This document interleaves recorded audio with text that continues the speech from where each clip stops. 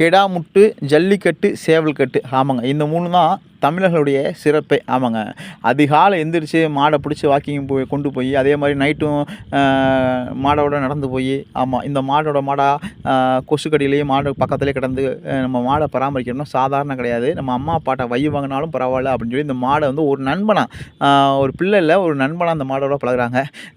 கம்மாய் கொண்டு போய் நீச்சல்ல போய் அழைச்சி போட்டு நீச்சல் நல்லா ட்ரைனிங் கொடுத்து பழையபடி வந்து மாடை குளிப்பாட்டி அவ்வளோ அலங்காரம் பண்ணுறாங்க. இதெல்லாம் வந்து ஒரு கிராமத்து கோயில் மாடு, நம்ம சத்திரப்பட்டி கிராமத்து கோயில் மாடு. இதெல்லாம் அலங்காரம் பண்ணி அவ்வளோ சந்தோஷமாக அந்த மாடுகளுக்கு வந்து அவ்வளோ இதாக கொண்டாடுறாங்க. ஆமாங்க. இப்படி மாடுகளை வந்து கொண்டாடுறது நம்மளுக்கு வந்து ஒரு பெருமை தாங்க. ஆமாங்க. மாடு வந்து சாதாரண கிடையாது, தெய்வத்துக்கு சமம். ஆமாம், நம்ம இளைஞர்களுக்கெல்லாம் இது கண்டிப்பாக தெரியும். இந்த பயல்கள் கூட வந்து குளிச்சிருப்பாங்களா, இல்லை காலேஜுக்கு போகும்போது குளிச்சு மேக்கப் பண்ணாங்களான்னு சொல்ல முடியாது. ஆனால் இந்த காளை மாடுகளை அவ்வளோ சந்தோஷமாக குளிப்பாட்டி அலங்காரம் பண்ணி அப்படியே ஒவ்வொரு நொடியும் பார்த்து அவ்வளோ சந்தோஷமாக கொண்டாடி வந்துக்கிட்டு இருக்காங்க. இப்படி இந்த பயல்கள்லாம் வந்து பாராட்டப்பட வேண்டியது தான். ஆமாங்க. இளசுகள் வந்து இளைய தலைமுறைகள் வந்து ஜல்லிக்கட்டை கொண்டு சுற்றல ரொம்ப சந்தோஷமாக இருக்காங்க. நீங்கள் 5 லட்ச ரூபா இல்லை 1 கோடி ரூபா கொடுத்து ஒரு ஆடி காரில் போனாலும் உங்களை யாரும் திரும்பி பார்க்க மாட்டாங்க. ஆனால் ஒரு ஜல்லிக்கட்டு காளையை பிடிச்சி நீங்கள் ரோட்டில் நடந்து போனீங்கன்னா அங்கிட்டு இருக்க 100 பேர் இருந்தாலும் 100 பேருடைய பார்வை உங்கள் மேலே இருக்குது பார்த்தீங்களா?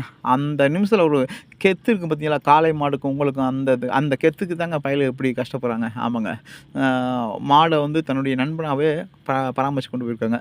இப்படிப்பட்ட ஜல்லிக்கட்டை வந்து நம்ம எவ்வளோ தான் அரசு வந்து நடைமுறை கொண்டு வந்தாலும் அந்த நடைமுறையெல்லாம் பின்பற்றி இந்த ஜல்லிக்கட்டு காளைகளை வளர்ச்சி கொண்டு வராங்க. இந்த ஜல்லிக்கட்டு காளையினால் வரவுன்னு நினச்சா கண்டிப்பாக கிடையாதுங்க. ஆமாங்க. இந்த ஜல்லிக்கட்டு காளைக்கு செலவு தான் இருக்குது, வரவு கிடையாது.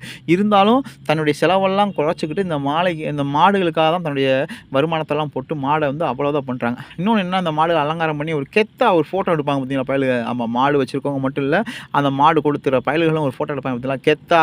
அந்த ஃபோட்டோஸ் தாங்க ஒரு மாடும் கெத்தாக இருக்குது, அந்த பயலும் ஒரு கெத்தாக இருப்பாங்க. அந்த சந்தோஷம் வந்து யாரும் கிடையாது. பாருங்க, வரிசையாண்டு ஃபோட்டோ எடுக்காங்க பார்த்தீங்களா. இதுதான் நண்பர்களுக்கான ஒரு இதுவே. அவ்வளோ ஒரு சந்தோஷமாக இருக்கும். நம்ம சேனலை லைக் பண்ணி கமெண்ட் பண்ணி ஷேர் பண்ணுங்கள். நன்றி.